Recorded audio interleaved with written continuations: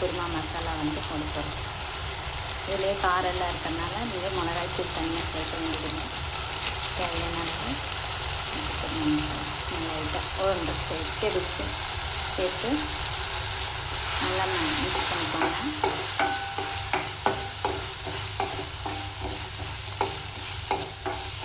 Mix பண்ணிவிட்டு இது கூடயே வந்து நம்ம உப்பு சேர்த்துக்க போகிறோம்.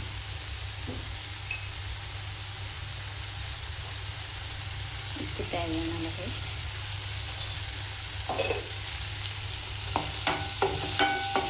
அவ்வளோதாங்க சார்.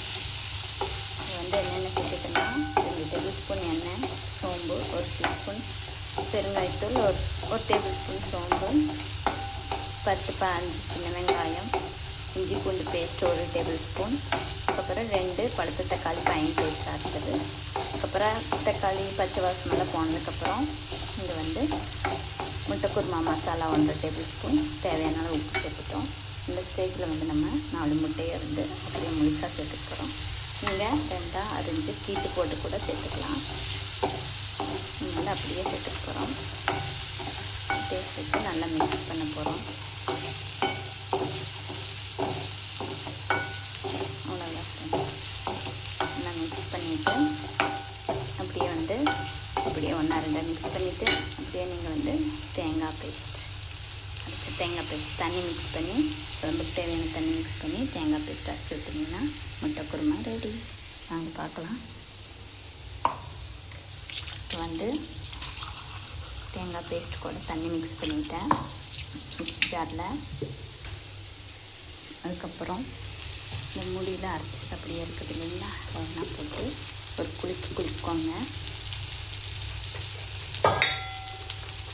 இப்படி நல்லா குளிக்கோங்க. குளிக்கி எடுத்தீங்க அப்படின்னா அப்படியே ரெடி ஆகிடும். இப்போ வந்து இந்த பேஸ்ட்டை அப்படியே சூப்பராக இருக்குங்க. அவ்வளோதான். மிக்ஸி ஜாரு க்ளீன் ஆகிடுச்சு. அரைச்ச பேஸ்ட்டும் மிக்ஸ் பண்ணிட்டோம். இப்போ வந்து இந்த தேங்காய் பாலோட சேர்த்து இந்த சின்ன வெங்காய டேஸ்ட்டில் இந்த முழுசான முட்டை வந்து இந்த குருமா பொடியில் நல்லா வேகும்போது உங்களுக்கு அப்படியே சூப்பராக இருக்கும். இதை வந்து 2 முட்டையை அரிஞ்சு கூட சேர்த்துக்கலாம்.